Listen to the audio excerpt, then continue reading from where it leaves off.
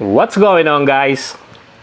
It's your boy Ajen back again for another Alchemy Stars video, and for today I will be making a tier list about the events that happen in Alchemy Stars.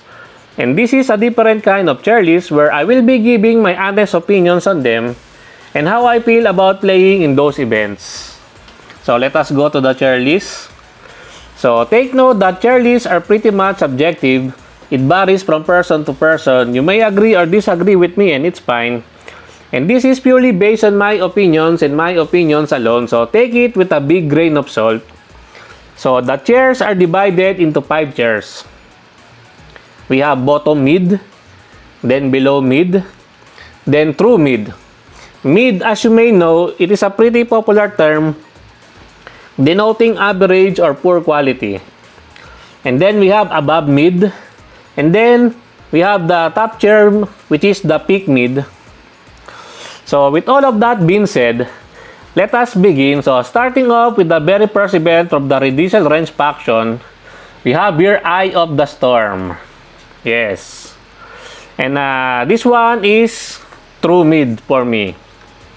The best selling point of this event for me is the storyline. I really like Sinsa, Eve, and Dawn's story, and I think the quality is pretty solid. The event rewards are okay, and this is the first event that where we got our very first welfare unit, which is Dawn. But sad to say, this one is true mid. And then next event we have is Cloud Blossom Destiny. This one goes into the true mid also. This is the Hero and Taki story event. Story is okay-ish. And I think that the only good selling point for this event is Towel Hero. Yes, a very good fan service for us players. Because Towel Skin Hero is really gorgeous. So, Tour Dog, Towel Skin Hero when? Okay, moving on. Next event we have is the Ocean Sovereign event. Yeah, this one, the summer event. This one is peak mid for me, guys. This one is probably the best out of all the events that we had. There are a lot of things that happened during this event. The outfit system was launched. Battle Pass was launched. And then there's this mini game called the Brain Priest, which is really cool with good rewards attached to it. And then we experience in this event the very first endgame event. Endgame event for me is the most fun event I had in playing Alchemy Stars. And it's pretty hard since during those times, we are still pretty much very new into the game. And the difficulty spike for this event is so huge that a lot of players are milding over it. It is so memorable, and I don't think any event can top this one. So that is why this Ocean Sovereign event is peak mid. Okay, next we have the Dunpar Strike event. Where is it? This one. So this one is above mid for me. This is Gram and Reby's story event, and the story is good, but the thing that I like the most in this event is the wave battle game mode that was first introduced in this event.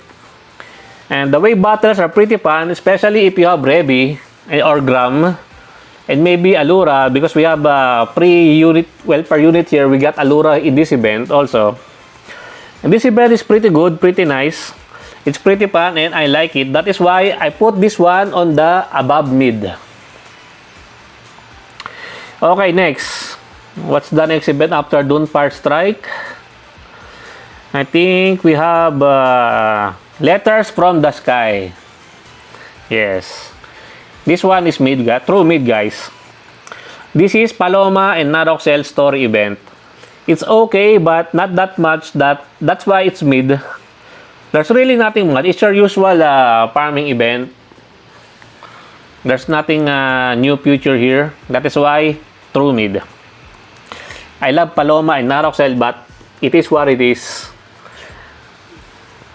Okay, moving on. We have Gloom of the Night event.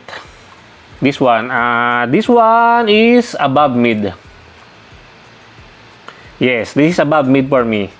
This is Bethel and Luke's story event. This one is above mid for me since I like the introduction of the new game mode, which is the arena. It's a very refreshing game mode and I really like it.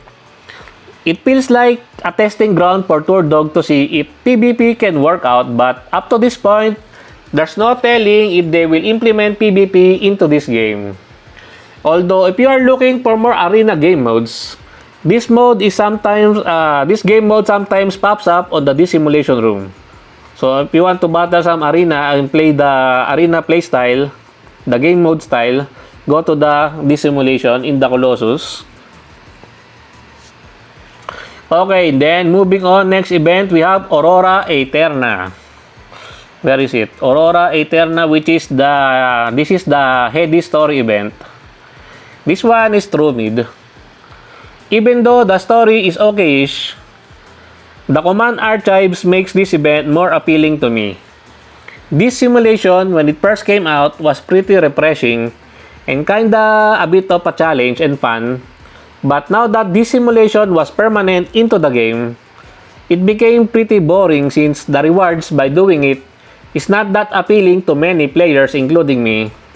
And in my honest opinion, I think that this simulation is kinda good if it's seasonal and not like a daily thing to do. That is my honest opinion regarding this one. Okay, moving on. Next event, we had Sands of Time. Yes. This is the event we have on half anniversary and the introduction of Bethlehem and Novio. This event is true mid. Nothing too fancy here.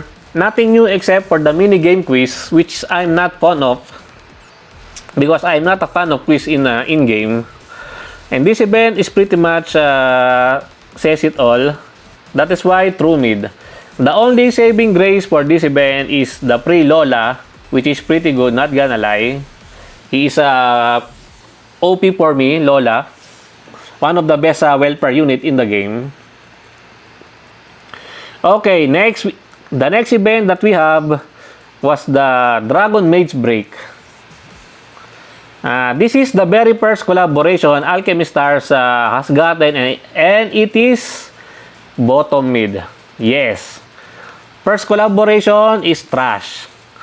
This event is very much a disappointment since it's just farming stops and there's no story attached to the event. Even though the collab characters are okay, and I really love Toru, one of my favorite characters in the game, but it is not enough to erase the disappointment that it has given to the player base. So I hope that in the next upcoming collaboration, if there will be, they will improve the collaboration because they should learn from this one. This one is pretty trash, in my honest opinion. Okay. After that one, we have is the Maiden and the Ruins Part 1. This one is true mid. Story is okay, but nobody likes Gretel. Do you like Gretel? I don't.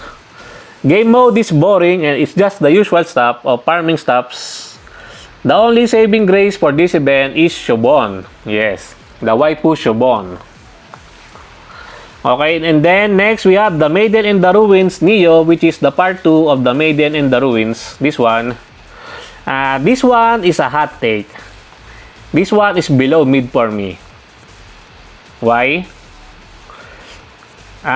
In my honest opinion, guys, take note that I am talking here on a veteran's perspective.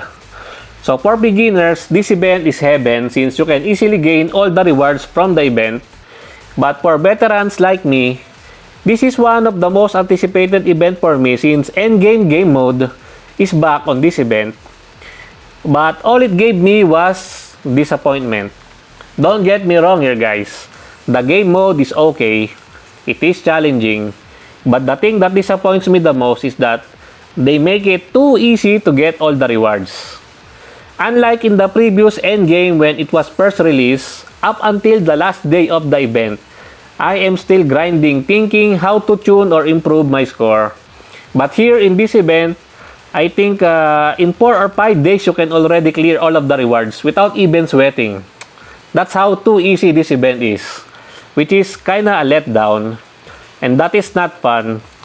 It makes the event pretty boring. The only saving grace for me in this event is the pre-rouge that we got and the introduction of one of my best waifu in the game, which is Florin. Okay, we are last two of the event. We have Scarlet Amulet of Fate Part 1. This event is true mid. New swap mechanics are introduced, but the event itself is pretty mid. Story in this event is mid, and what makes it worse was the translation. Okay, lastly, we have the current ongoing event, which is Scarlet Amulet of Fate Part 2. And this one is above mid. Story and translations this time are okay. The EX stages are very fun and challenging, which is a plus. Very nice. The new units are pretty decent, especially my new favorite, Amemory. And that's all of my takes on all of the events that happen in Alchemy Stars. And that's it for me for today, guys. I hope you enjoyed this video. Please leave a like and subscribe. I would really appreciate it if you could help me grow my channel more. And thank you to everyone who are supporting my channel. I appreciate every one of you. Until next time, peace!